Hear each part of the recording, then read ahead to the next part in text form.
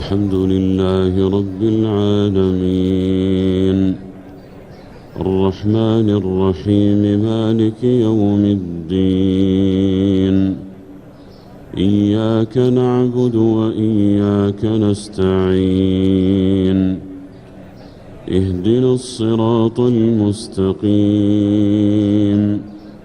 صراط الذين أنعمت عليهم غير المغضوب عليهم ولا الضالين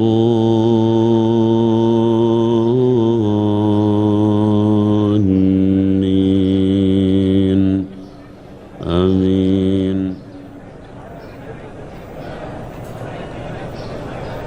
ولن ترضى عنك اليهود ولا النصارى حتى تتبع ملتهم قل إن هدى الله هو الهدى ولئن اتبعت أهواءهم بعد الذي جاءك من العلم ما لك من الله من ولي ولا نصير.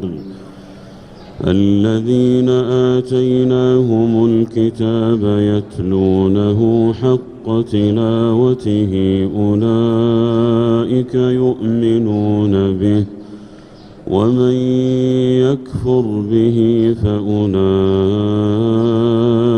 هم الخاسرون.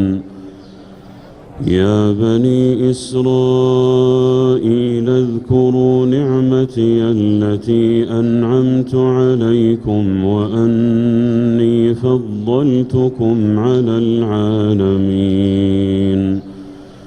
واتقوا يوما لا تجزي نفس عن نفس شيئا ولا يقبل منها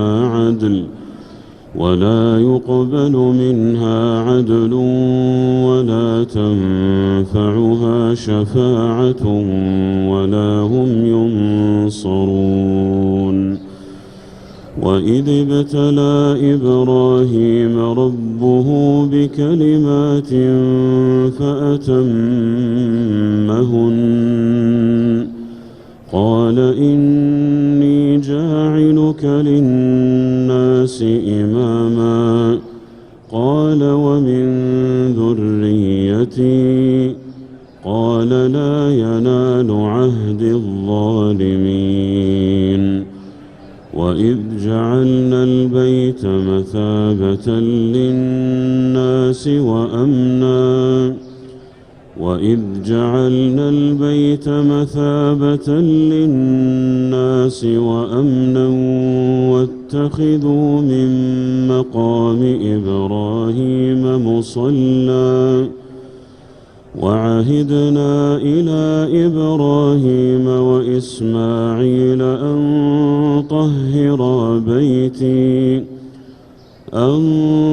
طهر بيتي للطائفين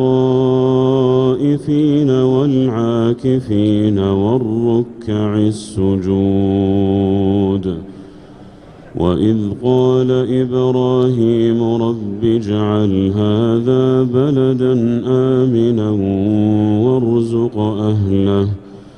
وارزق أهله من الثمرات من آمن منهم بالله واليوم الآخر قال ومن كفر فأمتعه قليلا ثم أضطره إلى عذاب النار وبئس المصير.